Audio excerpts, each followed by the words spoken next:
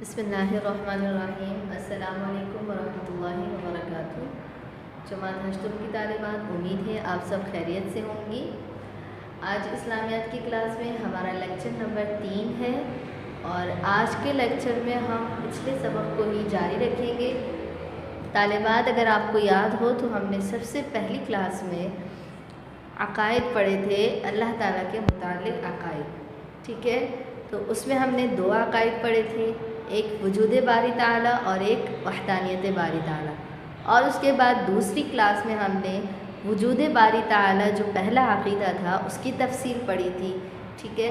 اور آج ہم دوسرا عقیدہ وحدانیت باری تعالیٰ، اس کی تفصیل ہم انشاءاللہ ابھی پڑھیں گے، ٹھیک ہے طالبات؟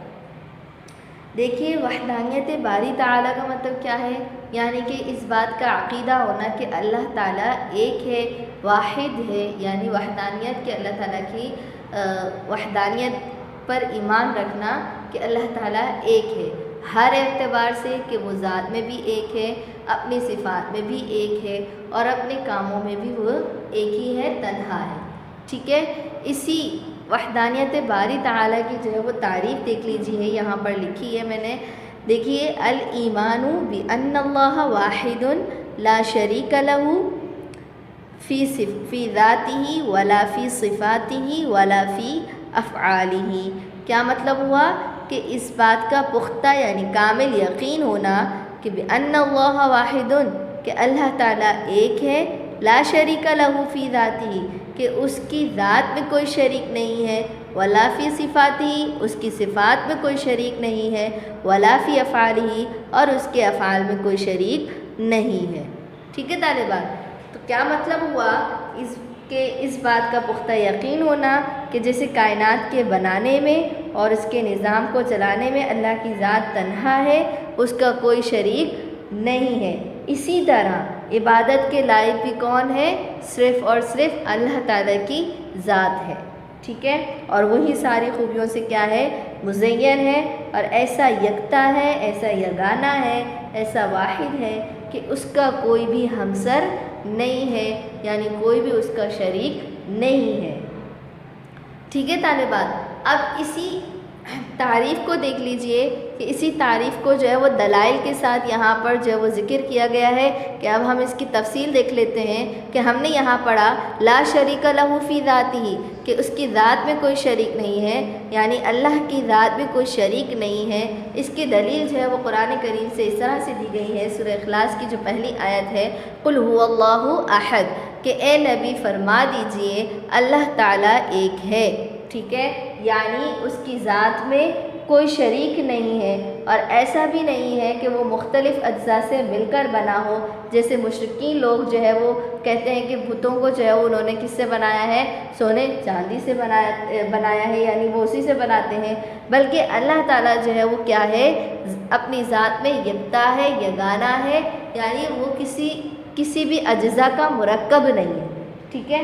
اور نہ ہی اس سے جو ہے وہ اسے کسی نے جنا ہے، اور نہ ہی اس کی کوئی اولاد ہے۔ کسی کو اس کی اولاد سمجھنا، یعنی اللہ تعالیٰ کو کسی کو بھی اللہ تعالیٰ کی اولاد سمجھنا جو ہے اللہ تعالیٰ کی شان کے خلاف ہے، اور اسی کا ذکر، اس کی دلیل جو ہے وہ قرآن کریم سے کیا دی گئی ہے؟ سبحانہ ان یکون لہ ولد۔ کیا مطلب ہوا؟ کہ وہ اللہ اس سے پاک ہے کہ اس کی کیا ہو؟ اولاد ہو، یعنی اللہ پاک جو ہے وہ اولاد سے پاک ہے، یعنی اللہ تعالیٰ کی کوئی اولاد نہیں ہے، اللہ تعالیٰ ایک ہے، ٹھیک ہے؟ اسی طرح جو ہے وہ دیکھیے کہ اللہ کی صفات میں بھی کوئی شریک نہیں ہے، کہ اللہ کی ذات کی طرح اس کی صفات میں بھی جو ہے کوئی اس کا ہمسر نہیں ہے، کوئی اس کا شریک نہیں ہے، اور وہ اپنی خدائی صفات میں جو ہے ازل سے اللہ کی ذات کے لیے ثابت ہے، ٹھیک ہے؟ اور جیسے اللہ کی قدرت کاملہ، اس کا وسیع اور محیط علم، عزت اور ذلت پر اس کا قبضہ، تمام عالم کو رزق پہنچانے کا مسلسل انتظام، اور اس جیسی دیگر صفات اللہ کی صفات کسی اور میں ہو ہی نہیں سکتی، یعنی اللہ کی جو تمام صفات ہیں، ٹھیک ہے، کہ وہ عالم ہے، عالم الغیب ہے، ٹھیک ہے، خالق ہے، مالک ہے، ٹھیک ہے؟ اس طرح سے بہت سارے 99 صفاتی نام ہیں، ٹھیک ہے، اللہ تعالیٰ کے۔ تو اللہ تعالیٰ کی وہ جو صفات ہے اللہ تعالیٰ کی، اس میں اللہ تعالیٰ کیا ہے؟ یکتا ہے، تنہا ہے، واحد ہے، اس کا کوئی شریک نہیں ہے۔ اور اس کی دلیل جو ہے وہ قرآن کریم سے کس طرح سے دی گئی ہے؟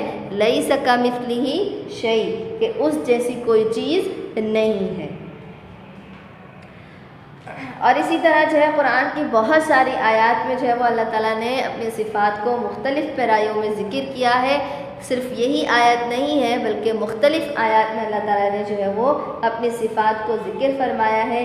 اسی طرح سورۃ الحشر کی آخری آیات میں بھی ہے کہ هو اللہ الذی لا الہ الا هو، کہ وہی اللہ ہے جس کے سوا کوئی معبود نہیں ہے۔ عالم الغیب والشہادہ، کہ ظاہر اور باطن کو جاننے والا ہے۔ هو الرحمن الرحیم، وہ بڑا مہربان نہایت رحم والا ہے۔ لا الہ الا هو، جس کے سوا کوئی عبادت کے لائق نہیں ہے۔ الملک القدوس السلام المؤمن المہیمن العزیز الجبار المتکبر، کیا مطلب ہوا؟ کہ وہ بادشاہ ہے حقیقی، پاک ذات ہے ہر عیب سے، سلامتی امن دینے والا، نگہبان، غالب، زبردست بڑائی والا ہے۔ ٹھیک ہے، سبحان اللہ عما یشرکون، اور اللہ تعالیٰ ان لوگوں کے شریک مقرر کرنے سے کیا ہے؟ پاک ہے، کہ جو لوگ جو ہے اللہ تعالیٰ کے ساتھ شریک کرتے ہیں، شرک کرتے ہیں کہ یہ اللہ تعالیٰ کا شریک ہے، ٹھیک ہے، تو اللہ تعالیٰ اس تمام شرک سے کیا ہے؟ پاک ہے۔ آگے کیا فرمایا؟ هو اللہ الخالق البارئ المصور، کیا ہے؟ کہ وہی اللہ تمام مخلوقات کا کیا ہے؟ خالق ہے، ایجاد و اختراع کرنے والا ہے اور صورتیں بنانے والا ہے۔ ٹھیک ہے، یعنی اس کائنات کو بنانے والا کون ہے؟ اللہ تعالیٰ ہے۔ ٹھیک ہے، اور پھر آگے کیا فرمایا؟ لہ الاسماء الحسنی، اور اس کے سب اچھے سے اچھے نام ہیں۔ ٹھیک ہے، یسبح لہ ما فی السماوات والارض، کہ جتنی چیزیں آسمانوں اور زمین میں ہیں سب اس کی کیا کرتی ہیں؟ تسبیح بیان کرتی ہیں۔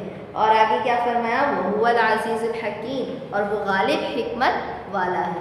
تو یہ جو ہے ان آیات کے ذریعے بھی اللہ تعالیٰ کی صفات جو ہے وہ بیان کی گئی ہے کہ یہ اللہ تعالیٰ اپنے صفات میں واحد ہے، یگانہ ہے، کوئی بھی اس کا شریک نہیں ہے۔ اسی طرح جو ہے جا بجا قرآن کریم میں اللہ تعالیٰ نے اس مضمون کو بھی بیان کیا ہے کہ اللہ تعالیٰ کے افعال میں بھی کوئی شریک نہیں ہے، یعنی اللہ کے جو ہے وہ کاموں میں، جیسے کائنات کے نظام کو روز اول سے جو ہے وہ اکیلے ہی کون سا سنبھال رہا ہے؟ اللہ تعالیٰ۔ ٹھیک ہے، اس نظام کے بنانے کی طرح اس نظام کے چلانے میں بھی اللہ کا کوئی شریک نہیں ہے۔ ٹھیک ہے، اور ہماری عقل بھی اس بات کا تقاضا کرتی ہے کہ نظام چلانے والی کوئی ایک ہی ذات ہو۔ ٹھیک ہے، اگر اس کے کائنات کے دو خدا ہوتے، ٹھیک ہے، اگر دو خدا ہوتے تو کب سے یہ نظام جو ہے وہ برہم ہو جاتا۔ کیا مطلب؟ کہ اس کائنات کے اگر دو خدا ہوتے تو ضروری نہیں کہ دونوں کی جو چاہت ہے وہ ایک ہی جیسی ہوتی۔ ٹھیک ہے، یعنی اگر ایک کو دن کا اجالا پسند ہے تو دوسرے کو اندھیرا، رات کا اندھیرا۔ ٹھیک ہے، ایک بارش کا حکم کرتا تو دوسرا بارش کو روکنے کا حکم۔ ٹھیک ہے، غرض دونوں کی خواہشات اور دونوں کے احکام ایک دوسرے سے کیا ہوتے؟ مختلف ہوتے، اور جس کا فیصلہ ہو جاتا تو پھر وہ تو جو مغلوب ہو جاتا ہے دوسرے پر، ٹھیک ہے، یعنی اس کا فیصلہ اگر نہیں مانا جاتا تو پھر وہ خدا ہو ہی نہیں سکتا۔ ٹھیک ہے، اور اگر دونوں میں مصالحت سے کام چلاتے تو دونوں ہی کیا نہیں ہو سکتے؟ خدا نہیں ہو سکتے۔ کیوں نہیں ہو سکتے؟ کیونکہ خدا کی ذات وہی ہو سکتی ہے جو اپنی ذات میں کیا ہو؟ کامل ہو، ہر عیب سے کیا ہو؟ پاک ہو، بیکار اور عاجز نہ ہو، کسی کی مدد اور مشورے کا محتاج بھی نہ ہو۔ ٹھیک ہے، تو خدا کی صفات یہی ہے کہ وہ ہر عیب سے پاک ہو اور کسی کی مدد کا بھی جو ہے وہ محتاج نہ ہو، کسی کے مشورے کا محتاج نہ ہو، اپنی ذات میں کامل ہو۔ وہی ذات کیا ہے؟ خدا کی ذات ہے۔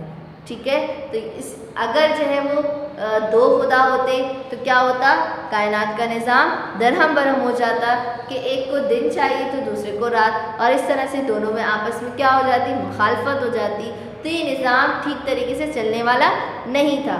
ٹھیک ہے، تو یہیں سے ہماری عقل بھی اس بات کو جو ہے وہ سمجھتی ہے، تقاضا کرتی ہے کہ اس کائنات کو چلانے والی ایک ہی ذات ہے، کوئی دو ذاتیں نہیں ہیں، ٹھیک ہے۔ اور اسی کی جو ہے وہ دلیل قرآن کریم میں کس آیت سے دی گئی ہے؟ کیا فرمایا؟ لو کان فیہما آلہۃ الا اللہ لفسدتا۔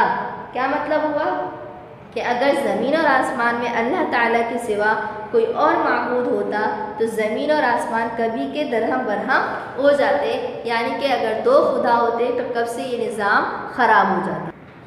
تو ان تمام دلائل سے جو ہے وہ اللہ تعالیٰ کی وحدانیت بیان کی گئی ہے کہ جس طرح اس تعریف میں بتا دیا کہ لا شریک لہو فی ذاتہ، کہ اس کی ذات میں کوئی شریک نہیں ہے، تو اس کی بھی دلیل یہاں سے دے دی گئی، بیان کر دی۔ ایسی ہی کوئی بات نہیں کی گئی ہے، قرآن کریم سے دلیل دی گئی۔ اسی طرح لا شریک لہو فی صفاتہ، ٹھیک ہے، تو کیا مطلب ہوا کہ اس کی صفات میں بھی کوئی شریک نہیں ہے۔ تو ایک دلیل تو میں نے یہاں لکھ دی ہے، دوسری دلیل میں نے آپ کو زبانی بتا دی، اور اس طرح کی اور بھی بہت سی آیات سے جو ہے یہ دلیل ملتی ہے کہ اللہ تعالیٰ کی صفات میں کوئی بھی شریک نہیں ہے۔ اسی طرح تیسری چیز جو بیان کی تعریف میں وہ کیا ہے کہ لا شریک لہو فی افعالہ، کہ اس کے افعال میں بھی کوئی شریک نہیں ہے، اور وہ بھی جو ہے اس کی بھی دلیل دے دی، لو کان فیہما آلہۃ الا اللہ لفسدتا، اور دیگر جو ہے وہ آیات سے بھی اس چیز کی دلیل ملتی ہے، ٹھیک ہے طالبات۔ اب ان سب چیزوں کا، ان تمام چیزوں کا خلاصہ کیا نکلتا ہے کہ توحید اس بات کے کامل یقین کا نام ہے کہ اللہ ایک ہے، اس کی ذات، اس کی صفات اور اس کے کاموں میں کوئی شریک نہیں ہے، ٹھیک ہے، یعنی اللہ تعالیٰ ایک ہی ہے، ایک ہی ذات ہے، کوئی بھی کسی بھی چیز میں اس کا شریک نہیں ہو سکتا، ٹھیک ہے طالبات۔ تو یہ جو ہے وہ ایک ٹاپک ہمارا ہو گیا طالبات۔ اب دوسرا ٹاپک ہمارا ہے شرک۔ شرک کیا ہے؟ دیکھیے، اس سے پہلے ہم نے پڑھا ایمان کے بارے میں، ٹھیک ہے، یعنی اللہ تعالیٰ کے متعلق عقائد کے بارے میں پڑھا، توحید کے بارے میں پڑھا۔ تو شرک کیا ہے؟ شرک یہ جو ہے ایمان کی ضد ہے۔ ضد تو آپ جانتے ہیں نا، اپوزٹ، ٹھیک ہے، تو یہ شرک ایمان کی کیا ہے؟ ضد ہے، یعنی توحید کی ضد ہے۔ اب ایمان کیا ہے؟ ایمان تو یہ ہے کہ دیکھیے کہ ایمان اس بات کی تصدیق کا نام ہے کہ اللہ تعالیٰ ایک ہے، اور اس کی ذات، اس کی صفات اور اس کے کاموں میں کوئی اس کا شریک نہیں ہے۔ جبکہ شرک کیا ہے؟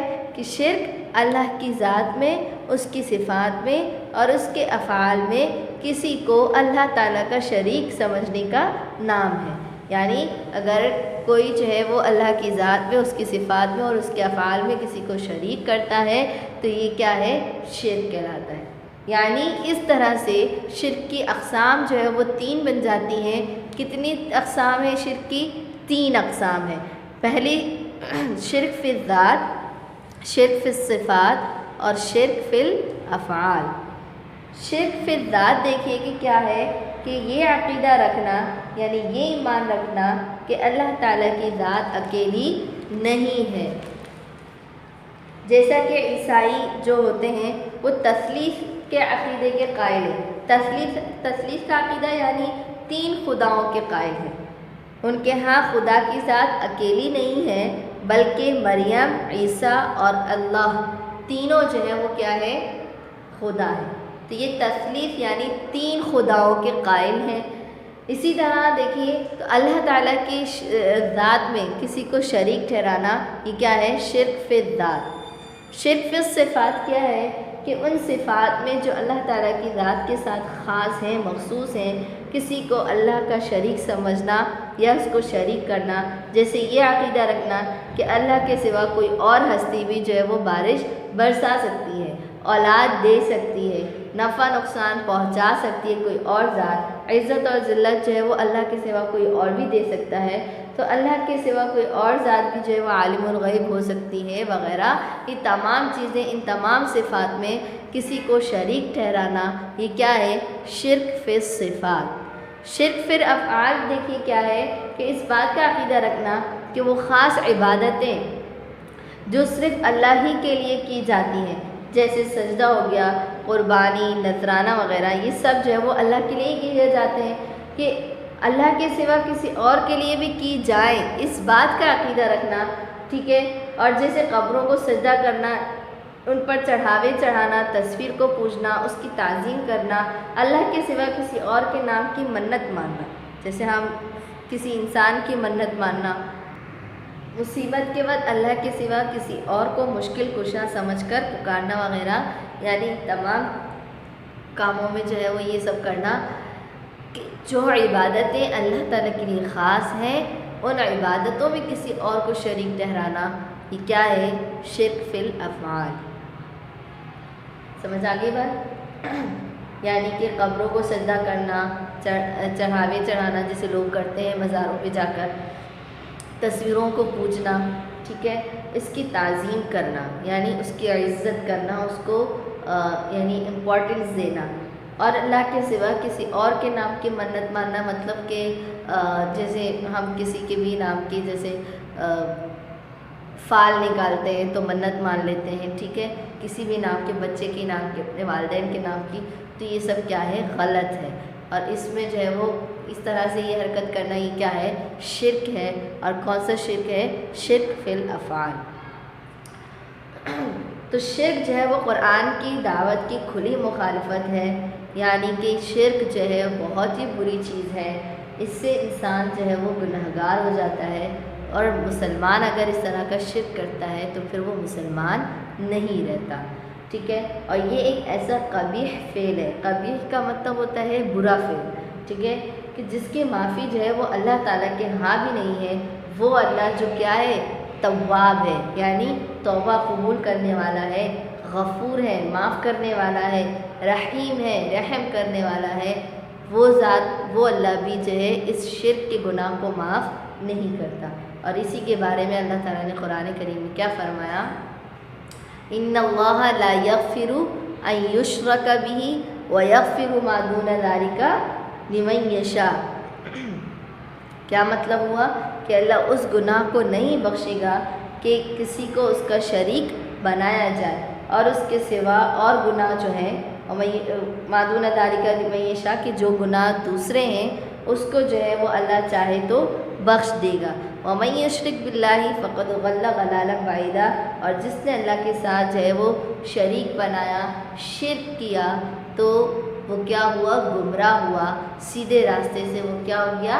ہٹ گیا۔ اسی طرح قرآن کریم میں اور ایک جگہ کیا ہے؟ ان الشرک لظلم عظیم، کہ بے شک شرک جو ہے بہت بڑا ظلم ہے، یعنی اپنے اوپر جو ہے اگر کوئی انسان شرک کرتا ہے تو وہ کسی اور پر نہیں بلکہ اپنے آپ پر ہی کیا کرتا ہے؟ ظلم کرتا ہے۔ آگے بات سمجھ میں، تو خلاصہ کیا ہوا کہ شرک جو ہے وہ ایمان کی ضد ہے، اور شرک ایمان جو وہی ہے کہ اللہ تعالیٰ کو ایک ماننا، ٹھیک ہے، یہی ایمان ہے۔ اور شرک کیا ہے؟ کہ اللہ تعالیٰ کی ذات اور صفات اور افعال میں کسی کو شریک ٹھہرانا، یہ کیا ہے؟ شرک ہے۔ اور شرک جو ہے وہ قرآن کریم کے دلیل کے مطابق جو ہے شرک بہت بڑا ظلم ہے اپنے نفس پر۔ اور شرک کے بارے میں اللہ تعالیٰ کا کیا وہ ہے کہ اللہ تعالیٰ نے فرمایا کہ شرک کو اللہ تعالیٰ کبھی بھی معاف نہیں کریں گے۔ اگر اس کے علاوہ کوئی اور بڑے بڑے گناہ ہیں تو اللہ چاہے وہ معاف کر سکتا ہے، لیکن شرک کو کبھی بھی معاف نہیں کرے گا، اور جو شخص شرک کرے گا وہ کیا ہو جائے گا؟ گمراہ ہو جائے گا۔ ٹھیک ہے طالبات، امید ہے یہ آپ کو سمجھ میں آ گیا ہوگا۔ اب ہم جو ہے وہ اپنی عملی کتاب کا کام دیکھ لیتے ہیں۔ طالبات، کام کرنے سے پہلے آپ نے ایک اور کام کرنا ہے، وہ یہ ہے کہ آپ اپنے اس سبق کا جو ہے وہ اچھے طریقے سے مطالعہ کر لیں تاکہ آپ کو کام کرنے میں جو ہے وہ آسانی ہو۔ ٹھیک ہے، اب آئیے عملی کتاب پر۔ عملی کتاب کھولیے، صفحہ نمبر سب سے پہلے تو صفحہ نمبر 6 دیکھیے کہ صفحہ نمبر 6 پر آپ کو یہ خالی جگہیں دی تھی۔ آپ لوگوں کو یاد ہوگا پہلی کلاس میں نے آپ سے کہا تھا کہ یہ جب ہمارا سبق مکمل ہوگا تب ہم یہ سوال کریں گے۔ اب چونکہ ہمارا سبق جو ہے وہ مکمل ہو چکا ہے اور انشاءاللہ آپ اب بھی مطالعہ بھی کر لیں گے، تو اب آپ کا کام یہ ہے کہ آپ نے سب سے پہلے جو سوال کرنا ہے وہ یہی کرنا ہے، یعنی ان خالی جگہوں کو مناسب الفاظ سے پر کرنا ہے۔ اور یہ دوسرا اور تیسرا سوال تو آپ کر ہی چکے ہیں۔ اب آ جاتے ہیں نیکسٹ کوسچن پر، وہ یہ ہے کہ دہریت اور دہریہ کو انگریزی میں کیا کہتے ہیں؟ تو یہ ہم پڑھ چکے ہیں، آپ کو یاد ہوگا، صرف نام تحریر کرنا ہے کہ دہریت کو ایتھیزم اور دہریہ کو ایتھیسٹ کہا جاتا ہے۔ ٹھیک ہے. اسی طرح نیکسٹ کوسچن ہے وحدانیت باری تعالیٰ کی عربی میں تعریف کیجیے. تو یہ آج میں آپ کو بتا چکی ہوں، بورڈ پہ بھی لکھی ہوئی تھی، ٹھیک ہے، اور آپ کی کتاب میں بھی موجود ہے. آپ بالکل اسی طرح سے صاف رائٹنگ میں تحریر کر لیجیے گا. اسی کے ساتھ آگے دیا ہوا ہے شرک کی کتنی قسمیں ہیں. تو یہ آپ کو معلوم ہے شرک کی کتنی قسمیں ہیں، 3 قسمیں، اور ان کے صرف نام تحریر کرنے. شرعی احکام کی کتنی قسمیں ہیں یہ ہم جو ہے وہ بعد میں کریں گے، اور علم عقائد کی اہمیت یہ بھی ہم انشاءاللہ بعد میں کریں گے. ٹھیک ہے، تو یہاں پر یہ ہمارا لیکچر مکمل ہوتا ہے.